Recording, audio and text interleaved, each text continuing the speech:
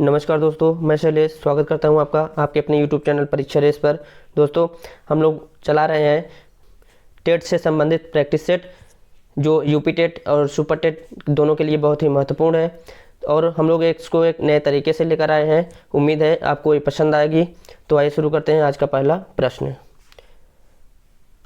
प्रश्न है, मानव विकास आजीवन चलता रहता है, यद्यपि दो या इसके बराबर नहीं होते हैं, किंतु सभी सामान्य बालकों में विकास का क्रम एक सा रहता है। यह कथन विकास के किस सिद्धांत की ओर संकेत करता है?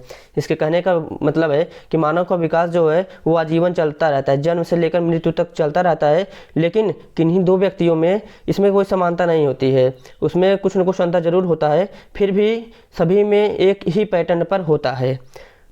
समान प्रतिरूप का सिद्धांत यह कहता है कि सभी बालक के विकास की दर एक समान नहीं होती है, लेकिन उनका जो विकास का क्रम होता है वो निश्चित होता है। जैसे बच्चा जो मानव होता है, उसके पहले बच्चा हुआ, फिर वो बच्चा बड़ा हुआ, वो शैशवावस्था में गया, फिर बाल्यावस्था में गया, फिर किशोरावस्था में गया, फिर वो प्रौढ़ावस्था में। जो उसका क्रम होता है, चाहे वो मानव हो या फिर कोई भी जीव हो, उसका जो जीवन का एक क्रम होता है वह निश्चित होता है। शैशवावस्था से लेकर वो प्रौढ़ावस्था तक या फिर वृद्धावस्था तक हो जाता है। तो ये है समान प्रतिमान का सिद्धांत या फिर समान प्रतिरूप का सिद्धांत। आइए इसके बारे में और सिद्धांत जो है उनको देखते हैं। निरंतरता का नियम यह कहता है कि विकास निरंतर चलने वाली प्रक्रिया है, जो जन्म से लेकर मृत्यु तक लगातार चलती रहती है। निश्चित क्रम का नियम यह कहता है कि प्रत्येक जीव के विकास के जो क्रम होते हैं वो निश्चित होते हैं। जैसे अगर कोई बोलना सीख रहा है तो सबसे पहले वो LSRW की तरफ मतलब चलेगा, लिसनिंग, स्पीकिंग, रीडिंग और राइटिंग। मतलब कि सुनने, बोलने, पढ़ने और लिखने की तरफ एक निश्चित क्रम में ही विकास होता है। तीसरा नियम है दिशा का नियम। ये दो प्रकार का होता है। पहला है सिर से पैर की ओर, यानी सिफेलोकाउडल। इसमें कहा जाता है कि सिद्धांत का मतलब, इस सिद्धांत ये कहता है कि जो विकास का क्रम होता है वो सिर से लेकर पैर की तरफ होता है। मतलब पहले सिर का विकास होगा, उसके बाद पैर का विकास होगा। और इसका दूसरा जो है केंद्र से परिध की ओर मतलब है कि पहले जो है बीच का विकास होगा, उसके बाद बाहर की तरफ विकास होगा। मतलब जो पहले चेस्ट का होगा, फिर पैर का, फिर धीरे धीरे हाथ की तरफ, और अंत में जाकर उंगलियों की तरफ होगा। जैसे कोई बच्चा रहता है, शुरू में उसको कोई चीज़ पकड़ाई जाती है, वो पूरे हाथ से पकड़ने का प्रयास करता है। अगर बच्चे को कलम पकड़ाइए तो पूरे मुट्ठी पकड़ के मुट्ठी में अपने कलम को पकड़ने का कोशिश करता है। लेकिन धीरे धीरे जब वो परिध की ओर जाता है, उसकी उंगलियों में विकास होता है, फिर वो उंगलियों से पेन पकड़ने लगता है और लिखने लगता है। तो ये है केंद्र से परिध की ओर।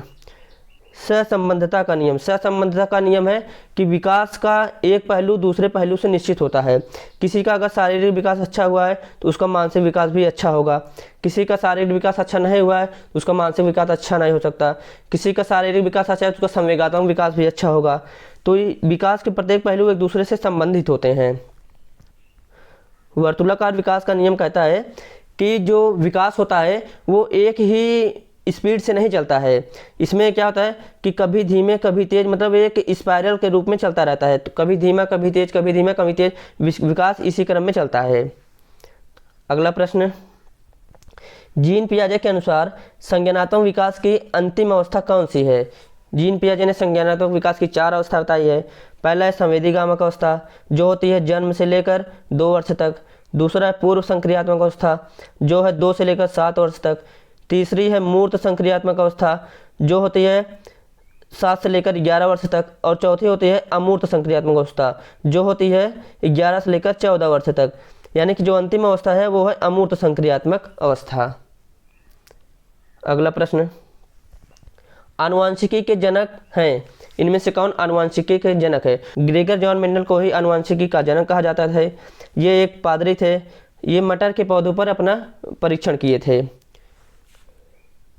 अगला प्रश्न, व्यक्तित्व का मनोविश्लेषणात्मक सिद्धांत किसने प्रतिपादित किया है? अब्राहम मास्लो ने।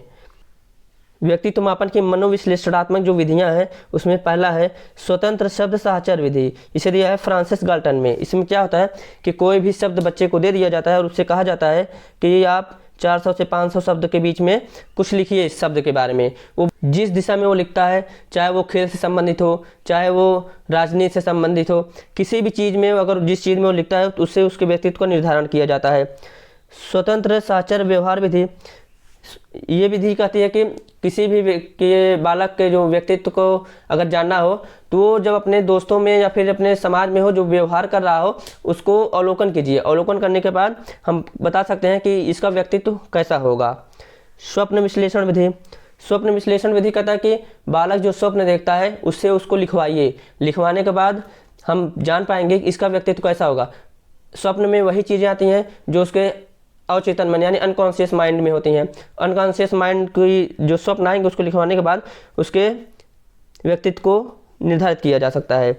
सम्मोहन विधि, सम्मोहन विधि है कि कोई भी जो मानसिक रोगी होता है या फिर कोई डिप्रेशन का जो शिकार व्यक्ति होता है तो उस सम्मोहन में जाकर अपनी सारी चीज़ों को बता देता है तो उससे उसका इलाज करना संभव हो पाता है। अगला प्रश्न, एक 10 वर्षीय बालक की मानसिक आयु 12 वर्ष है तो उसकी बुद्धि लब्धि कितनी होगी। इसका सूत्र होता है मानसिक आयु बटे वास्तविक आयु गुणे 100। मानसिक आयु है 12 वर्ष, वास्तविक आयु है 10 वर्ष और गुणे में 100 करने पर आ जाएगा 120, तो इसका बुद्धि लब्धि होगा 120।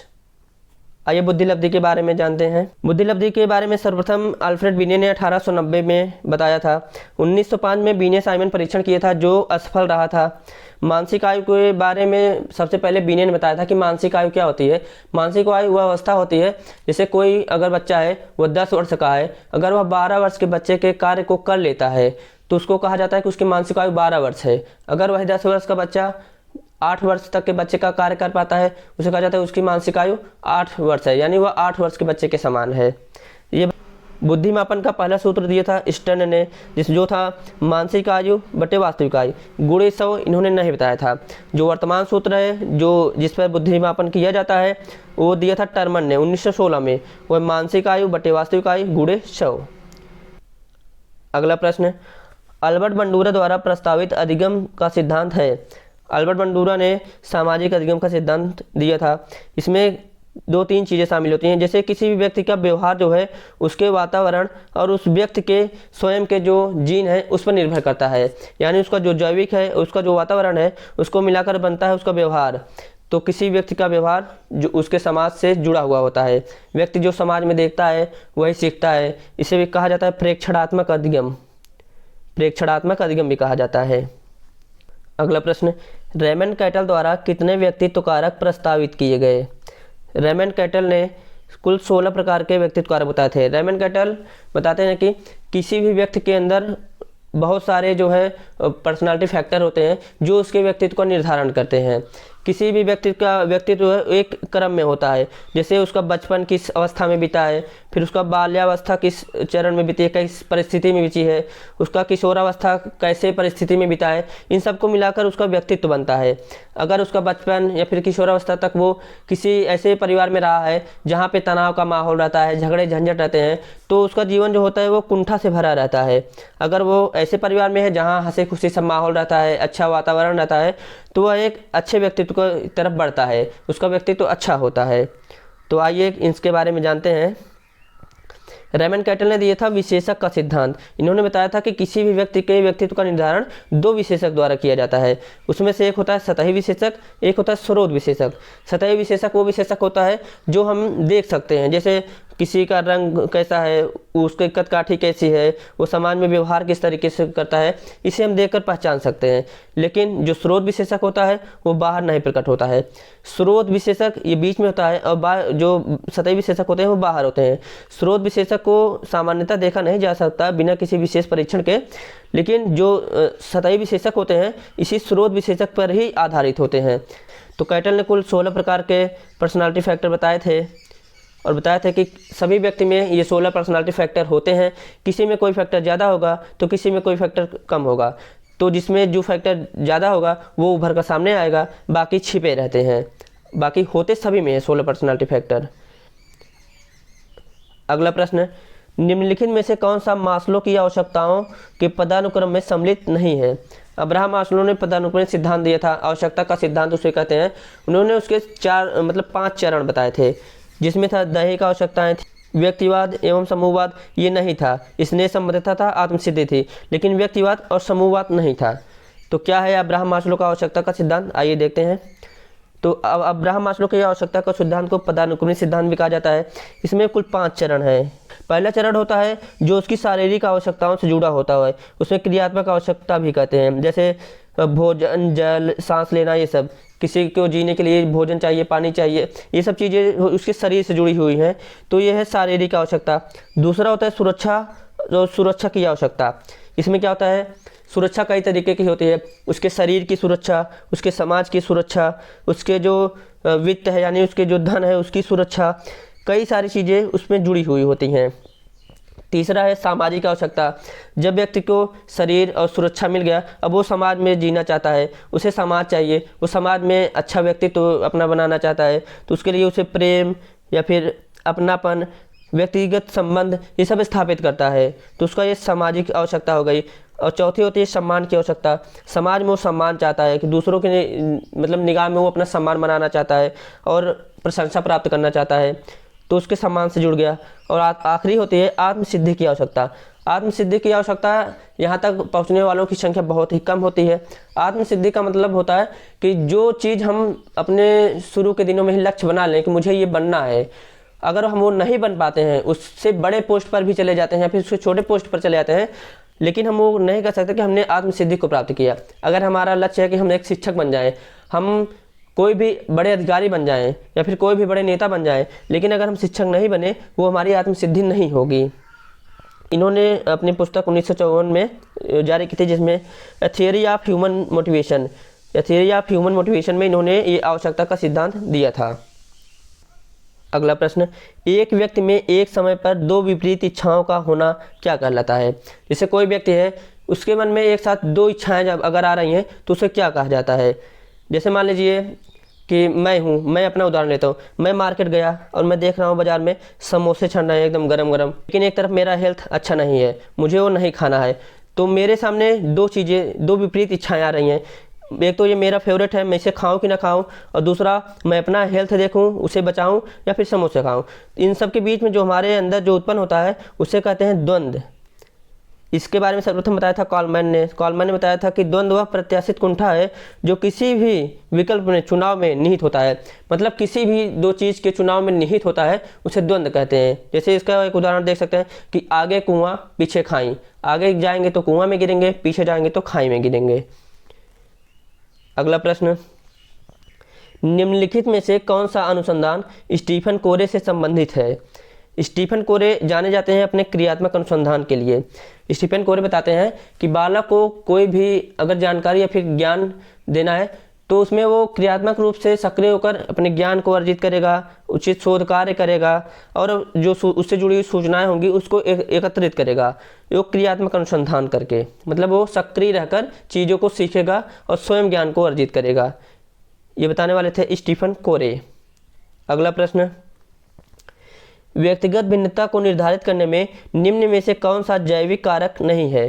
जैविक कारक अर्थात जो जन्मजात कारक है वो नहीं है जो व्यक्तिगत भिन्नता को निर्धारित करता है। इनमें से वो कौन नहीं है?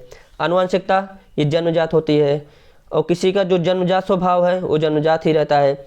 और शारीरिक स्वास्थ्य, कई बीमारियां होती हैं जो जन्मजात होती हैं, लेकिन जो अभिभावक और बालक संबंध होता है ये जन्मजात नहीं होता है, ये उसके अर्जित गुण होते हैं जो समय के साथ बदलते रहते हैं। अगला प्रश्न, डाउन संलक्षण का कारण क्या है? डाउन संलक्षण अर्थात कहा जाता है डाउन सिंड्रोम, इसका कारण क्या होता है? इसमें क्या होता है कि जो गुणसूत्र संख्या 21 होती है इसमें द्विगुणित हो जाता है। जैसे वो या तो पूरा या फिर उसका कुछ अंश उसमें लिपट कर डबल हो जाता है, इससे गुणसूत्र की संख्या बढ़ जाती है। इसमें क्या होता है कि जब ट्राइसोमी होती है व्यक्ति के अंदर, मतलब डाउन सिंड्रोम होता है, उसके बौद्धिक विकास नहीं हो पाता, उसका जो अन्य विकास होते हैं वो विलम्ब होते हैं। जैसे शरीर का विकास पूरी तरीके से नहीं हो पाएगा, उसके मस्तिष्क का विकास पूरी तरीके से नहीं हो पाएगा। इसके कुछ देखने वाले लक्षण भी होते हैं, जैसे उसका चेहरा चपटा रहेगा और सिर उसका छोटा रहेगा, ये सब डाउन सिंड्रोम के लक्षण होते हैं।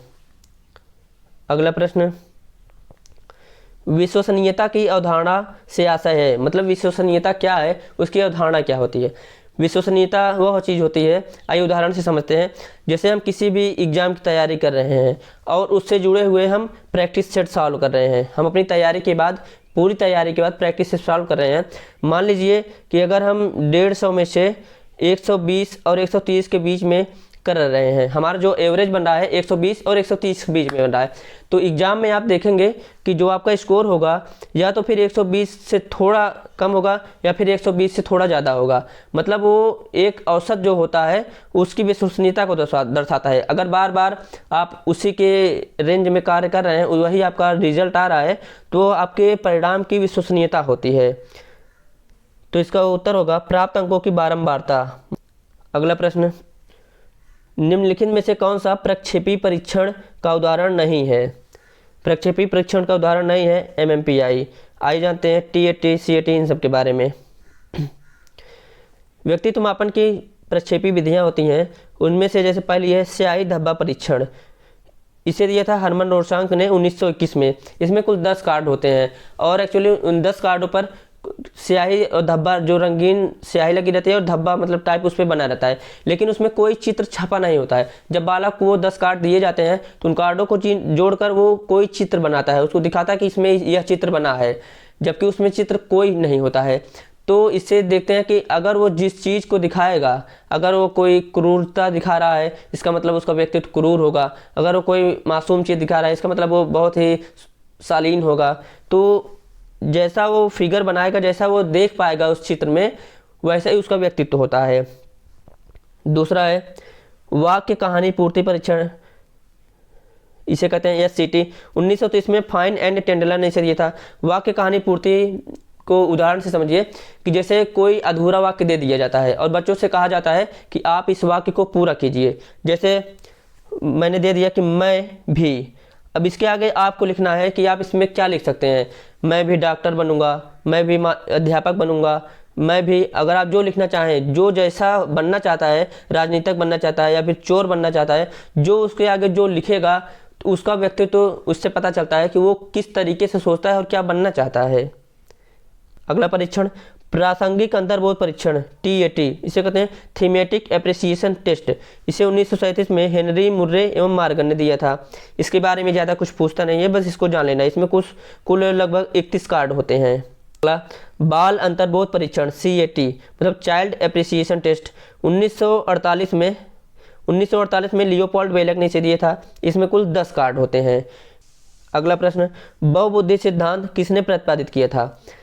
बहुबुद्धि सिद्धांत था हार्वर्ड गार्डनर का। आइए देखते हैं क्या है बहुबुद्धि सिद्धांत।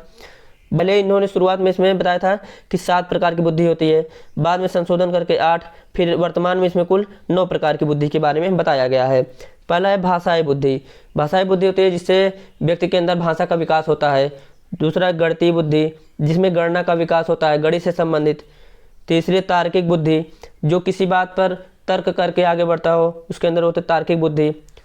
अंतःव्यक्तिक बुद्धि, यानी कि जो स्वयं को समझने के लिए जो बुद्धि होती है अंतःव्यक्तिक। अंतराव्यक्तिक यानी किसी दूसरे व्यक्ति को समझने के लिए जो बुद्धि होती है उसे अंतराव्यक्तिक होती है। सांगीतिक होती है जो संगीत से संबंधित है। प्राकृतिक बुद्धि होती है जो वातावरण से संबंधित है, नेचर से संबंधित है। स्थानिक बुद्धि होती है दिशाओं का ज्ञान, बोध, ये सब। आधिकारिक या अस्तित्ववादी बुद्धि होती है कि जो सौरमंडल या फिर जो हमारे आसपास जो मौजूद है वह अस्तित्ववादी है। यह है हार्वर्ड गार्डनर का बहुबुद्धि का सिद्धांत। अगला प्रश्न, उपचारात्मक शिक्षण किस प्रकार के बालकों के लिए उपयुक्त होता है यानी प्रयुक्त होता है? उपचारात्मक शिक्षण जो होता है निदानात्मक शिक्षण के बाद होता है। किसी भी जो बालक धीमा सीखता हो, यानी कि जो स्लो लर्नर बालक होते हैं, वो किस कारण से धीमा सीख रहे हैं, उस कारण को पता करना कहलाता है निदान। निदान के माध्यम से पता करेंगे उसके धीमे सीखने का कारण क्या है, फिर उस कारण को दूर करने के लिए जो हम प्रयुक्त करेंगे यानी कि जो उस पर कार्य करेंगे उसे कहते हैं उपचार। तो उपचार होता है धीमे सीखने वाले बालकों का। अगला प्रश्न, शिक्षण की खेल कूद विधि किस सिद्धांत पर आधारित है? खेल कूद यानी शिक्षण की जो खेल विधि होती है वो किस सिद्धांत पर आधारित होती है? इसका उत्तर होगा वृद्धि और विकास के सिद्धांत पर आधारित है। वृद्धि और विकास दोनों एक दूसरे से जुड़े हुए होते हैं। तो जो खेल कूद विधि होती है, इसमें जो खेल के मैदान में बालक जब एक दूसरे से अंतःक्रिया करता है, इंटरेक्ट होता है, तो उसका शारीरिक विकास, उसका मानसिक विकास, उसका जो डिसीजन मेकिंग होता है तत्काल, उन सब का विकास होता है। तो एक तरीके से बालक का जो संपूर्ण विकास होता है वो खेल के मैदान में होता है। आइए देखते हैं इसके बारे में क्या है। शिक्षा मनोविज्ञान में खेल विधि। तो खेल विधि के जो जनक माने जाते हैं वो है हेनरी काल्डवेल कुक। हेनरी काल्डवेल कुक ने शिक्षा के क्षेत्र में सर्वप्रथम खेल विधि को लाया था, इसलिए इन्हें खेल विधि के जनक के रूप में जाना जाता है। किंडरगार्टन विधि जो है, किंडरगार्टन विधि है एक तरीके ये कहा जाता है इसे बालोद्यान, मतलब कि बालकों का बगीचा। इसमें जो विद्यालय होता है वो खुले वातावरण में होता है, प्रकृति से जुड़ा होता है। इसके जनक हैं फ्राबेल। फ्राबेल कहते हैं कि बच्चे को स्वतः वातावरण में खुला छोड़ देना चाहिए, उसे कोई इंटरफियर नहीं होना चाहिए, वह स्वयं से वातावरण में चीज़ों को सीखेगा। और हम madam Maria Montessori. Madam Maria Montessori भी कहती हैं कि बच्चे को खेल के माध्यम से ही सिखाना चाहिए। एनसीएफ 2005 की राष्ट्रीय स्टीयरिंग समिति के अध्यक्ष कौन थे? तो एनसीएफ 2005 की स्टीयरिंग समिति के अध्यक्ष थे प्रोफेसर एस पाल। राष्ट्रीय पाठचर्या की रूपरेखा 2005 यानी नेशनल फ्रेमवर्क करिकुलम यानी एनसीएफ 2005 में आया था। इसके अध्यक्ष थे प्रोफेसर एस पाल और इसमें कुल सदस्य थे 35 सदस्य की एक टीम थी। इसे एसपाल समिति भी कहा जाता है। इसका कार्य था कि एनसीईआरटी द्वारा जो एनसीएफ इसके पहले जो एनसीएफ बनी थी उसकी समीक्षा करना, पाठ्यक्रम का निर्माण करना, पाठ्यक्रम जो संशोधन हो उसको संशोधित करके एक नया पाठ्यक्रम नए तरीके से प्रस्तुत करना और पाठ्य पुस्तकों का निर्माण किस तरीके से हो उसके बारे में बताना, शिक्षण और अधिगम के प्रारूप जो होते हैं उसके संबंध में शिक्षकों को दिशा निर्देश देना, ये एनसीएफ का पूरा कार्य होता है। अगला प्रश्न, आरटीई अधिनियम 2009 किस आयु समूह के बालकों के लिए है? आरटीई अधिनियम है 6 से 14 वर्ष के बालकों के लिए। आरटीई राइट टू एजुकेशन यानी शिक्षा का अधिकार अधिनियम 2009। आइए जानते हैं शिक्षा का अधिकार अधिनियम 2009 के बारे में। इसका पूरा नाम है राइट टू एजुकेशन एक्ट 2009। इसमें संविधान संशोधन द्वारा इसे लागू किया गया था। इसके लागू करने का जो मुख्य कारण था वो था कि शिक्षा के अधिकार को मौलिक अधिकार का दर्जा बनाना, मौलिक अधिकार को उसको लागू करना, 6 से 14 वर्ष के प्रत्येक बच्चे को निःशुल्क और अनिवार्य शिक्षा उपलब्ध हो ऐसी व्यवस्था करना। अगला प्रश्न, निम्नलिखित में से कौन सा दैहिक प्रेरक नहीं है? यानी जो प्राथमिक प्रेरक है इनमें से वो कौन सा नहीं है? भूख प्राथमिक प्रेरक होता है, शरीर से जुड़ा हुआ होता है।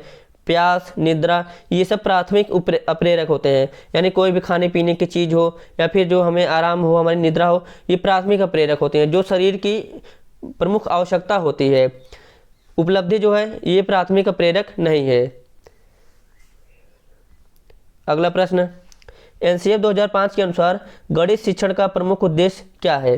गणित शिक्षण का प्रमुख उद्देश्य होता है कि बालक के चिंतन का गणितीकरण करना, वो समाज में गणित का उपयोग कर सके। जैसे सामान्यतः वो किसी भी दुकान पर जा रहा है, वहाँ से सामान खरीद रहा है, उससे जुड़े हुए दैनिक जीवन में व्यवहार, दैनिक जीवन के मतलब अपने व्यवहार में वो गणित का उपयोग कर सके। गणित का ये मुख्य उद्देश्य होता है। उसका चिंतन जो है तर्क पर आधारित होना चाहिए। गणित प्रत्येक व्यक्ति के जीवन से कहीं ना कहीं किसी न किसी रूप में वो जुड़ा हुआ होता ही है। अगला प्रश्न, पुरस्कार तथा दंड के माध्यम से सीखना अधिगम के किस सिद्धांत से संबंधित है? पुरस्कार और दंड के माध्यम से सीखने के बारे में बताया था स्किनर ने। ये सिद्धांत था क्रिया प्रसूत अनुबंधन का सिद्धांत, या फिर इसे कह सकते हैं निर्देशात्मक अनुबंधन। इसमें स्किनर बताते हैं कि बालक अगर कोई अच्छा कार्य कर रहा है तो उसके लिए उसको पुरस्कार देना चाहिए, जिससे वो आगे अच्छा कार्य करने के लिए प्रेरित होगा और उसके साथ मतलब जो और बच्चे होंगे वो भी अच्छा करने के लिए प्रेरित होंगे। और दंड का मतलब होता है जैसे कोई बालक गलत कार्य कर रहा है, उसको आप दे दीजिए कि चलिए आप कोई भी चीज़ दे दीजिए, चलिए आप 10 पेज इसको लिख के दिखाइए, तो मतलब ऐसे कठोर कार्य उससे कराए जाएंगे। तो होता है दंड। दंड से बचने के लिए बालक गलत व्यवहार करना बंद कर देता है। अगला प्रश्न, निम्नलिखित में से कौन सी जानकारियां बाल्यावस्था के दौरान सीखने से संबंधित नहीं है? मतलब इनमें से कौन सी वो जानकारियां हैं जो बाल्यावस्था के दौरान बच्चे नहीं सीखते हैं? पूर्व अनुभव, बिल्कुल उसके पीछे जो सीखा हुआ अनुभव है वो पूर्व अनुभव होता है। प्रतिबिंबन बिल्कुल होता है प्रतिबिंबन। इसमें क्या होता है कि जैसे बालक होता है, अगर उससे बोला जाए कि बकरी, तो उसके मन में बकरी का चित्र आ जाएगा। उससे बोला जाए कि बिस्किट, तो उसके मन में बिस्किट का चित्र आ जाएगा। तो मतलब किसी भी चीज़ का नाम लिया जाएगा तो उसके मन में उसका प्रतिबिंब जो है बन जाएगा। कल्पना जो होता है, कल्पना करना बालक का स्वभाव होता है। बालक जो है बैठा रहेगा वहीं कल्पना करता रहेगा, कोई ना कोई चीज़ सोचता रहेगा। अगर वो मूवी देख रहा है उसमें सोचेगा कि मैं ही हीरो हूँ, तो ऐसी चीज़ें उसको कल्पना करता रहता है। ये तर्क जो होता है वो बाल्यावस्था का नहीं बल्कि ये किशोरावस्था से जुड़ा हुआ है। 12 वर्ष की आयु के पश्चात जो है वे मतलब बालक के अंदर तर्क विकसित होना शुरू हो जाता है। अगला प्रश्न, किसी विशेष कार्यक्रम में या फिर प्रशिक्षण के प्रभाव का मापन करने के लिए किस प्रकार की परीक्षणों को परिकल्पित किया जाता है। मतलब किसी विशेष कार्यक्रम में फिर प्रशिक्षण के प्रभाव को किस प्रकार के परीक्षणों द्वारा परिकल्पित किया जाता है। तो इसका उत्तर होगा उपलब्धि परीक्षण। उपलब्धि परीक्षण में क्या होता है, जैसे जो साल भर कक्षाएं चलते हैं, तो साल भर कक्षाएं चलते हैं तो बीच में एक हाफ ईयरली एग्जाम होता है जो उसके योगात्मक मूल्यांकन से संबंधित होता है, और एक वर्ष के अंत में होता है जो ईयरली एग्जाम होता है। तो हाफ ईयरली और जो ईयरली एग्जाम होता है वो योगात्मक मूल्यांकन होता है, वो बालक की उपलब्धि से संबंधित होता है कि उसने इस 6 महीने में क्या पढ़ा और उसने इस साल भर में क्या पढ़ा। इसके परीक्षण के लिए वर्ष के अंत में परीक्षा का आयोजन किया जाता है। अगला प्रश्न, विकास की किस अवस्था में एक व्यक्ति व्यावसायिक समायोजन की समस्या का सामना करता है। तो विकास की वह कौन सी अवस्था है जिसमें व्यक्ति अपने व्यवसाय के बारे में सोचना प्रारंभ करता है या फिर उससे जुड़ी समस्याओं का सामना करता है। वृद्धावस्था नहीं, ये सब बात की है। तो इसमें जो किशोरावस्था है, जब बालक किशोरावस्था में पहुंचता है तब वो अपने व्यवसाय के बारे में सोचता है। जैसे वो जब जैसे कक्षा 12 तक पढ़ रहा है बालक, तो व्यवसाय के बारे में बहुत नहीं सोचता है, उसका जीवन मस्त कट रहा है, वो चलता रहता है। जब वो किशोरावस्था में पहुंचेगा तो उसकी आवश्यकताएं बढ़ेंगी, उसके खर्च बढ़ेंगे, लेकिन जो उससे प्राप्त होने वाली चीज़ होंगी, पॉकेट मनी होगी, वो लिमिटेड होगी। तो वो अब सोचना प्रारंभ कर देगा कि अपने अच्छे जीवन के लिए या फिर अपने आनंद के लिए वो कहाँ से धन की प्राप्ति करे। तो वो व्यवसाय के बारे में सोचना वहीं से प्रारंभ करता है। तो व्यावसायिक समायोजन की समस्या का प्रारंभ होता है किशोरावस्था से। अगला प्रश्न, शिक्षण अधिगम का मनोवैज्ञानिक आधार किस पर निर्भर करता है। तो शिक्षण अधिगम का जो मनोवैज्ञानिक आधार है वो डिपेंड करता है कि अध्यापन, जो अध्यापक होता है उसके अध्यापन शैली पर। जैसे कोई भी एक टॉपिक होता है उस पर कई अध्यापक अलग अलग तरीके से पढ़ाते हैं। उनमें से कुछ ऐसे अध्यापक होंगे जो एक बार पढ़ा देते हैं, बच्चे उसे बहुत ही आसानी से समझ जाते हैं, और कुछ ऐसे भी अध्यापक होंगे जो उसे बार बार पढ़ाते हैं लेकिन वो बालक समझ उसको नहीं पाता है। तो अध्यापन की शैली ही वो मनोवैज्ञानिक आधार है जिस पर शिक्षण अधिगम निर्भर करता है। अगला प्रश्न, आरटीई अधिनियम 2009 के अनुसार प्राथमिक विद्यालयों के लिए विद्यार्थी और अध्यापक यानी छात्र शिक्षक अनुपात, जो छात्र शिक्षक अनुपात होता है वो कितना होता है। तो प्राथमिक विद्यालय के लिए छात्र शिक्षक अनुपात होता है 30:1, 35:1 होता है माध्यमिक विद्यालय के लिए। अगला प्रश्न, मध्यावधि परीक्षा एक उदाहरण है, यानी मध्यावधि यानी जो हाफ ईयरली परीक्षा होती है वो किस चीज़ का उदाहरण है। तो मध्यावधि परीक्षा और ईयरली जो एग्जाम होता है वो उदाहरण होता है योगात्मक मूल्यांकन का, यानी समेटिव इवैल्यूएशन का। योगात्मक मूल्यांकन में जो बालक सीख चुका होता है उसका परीक्षण किया जाता है कि वह कितनी चीज़ों को सीखा है। उसके बाद जो योगात्मक मूल्यांकन होता है इसमें सबसे बड़ी विशेषता ये होती है कि उसमें दोबारा सुधार नहीं किया जाता है। रचनात्मक मूल्यांकन जो होता है, जो फॉर्मेटिव असेसमेंट जिसे बोला जाता है, इसके पश्चात जो है जो बालक जहाँ कहीं भी त्रुटियां कर रहा है उसका निदान किया जाता है, उसके कारणों को जाना जाता है और उसका उपचार भी किया जाता है। तो निदान और उपचार होते हैं रचनात्मक मूल्यांकन में, और योगात्मक मूल्यांकन उसकी जो मध्यावधि परीक्षा है या फिर जो ईयरली परीक्षा है उसके प्राप्तांक देखे जाते हैं, वो कितनी चीज़ों को सीखा है, कैसे सीखा है और वो किस परिणाम तक पहुँच सका है। अगला प्रश्न, कौन सा रोग वंशानुगत है, यानी वो कौन सा रोग है जो एक पीढ़ी से दूसरी पीढ़ी में स्थानांतरित होता है। तो ये है फिनाइल कीटोन्यूरिया। अगला प्रश्न, निम्नलिखित में से कौन सा बुद्धि निष्पादन परीक्षण है, यानी कौन सा जो बुद्धि परीक्षण को मापता है। तो ये है भाटिया बैटरी। हार्मन रोसांग शायद हब्बा परीक्षण जो है ये पर्सनालिटी से जुड़ा हुआ है, ये पर्सनालिटी को व्यक्ति के व्यक्तित्व को मापन की ये एक विधि है शाहिद हब्बा परीक्षण। भाटिया बुद्धि बैटरी परीक्षण जो है 1955 में सीएम भाटिया ने दिया था। ये भारत का पहला बुद्धि परीक्षण मापन है। तो दोस्तों आज 30 प्रश्न यहीं पे समाप्त होते हैं। तो कैसी लगी आज की क्लास आपको ज़रूर बताइएगा, पसंद आए तो लाइक करिएगा और वीडियो को शेयर कीजिएगा। धन्यवाद, नमस्कार।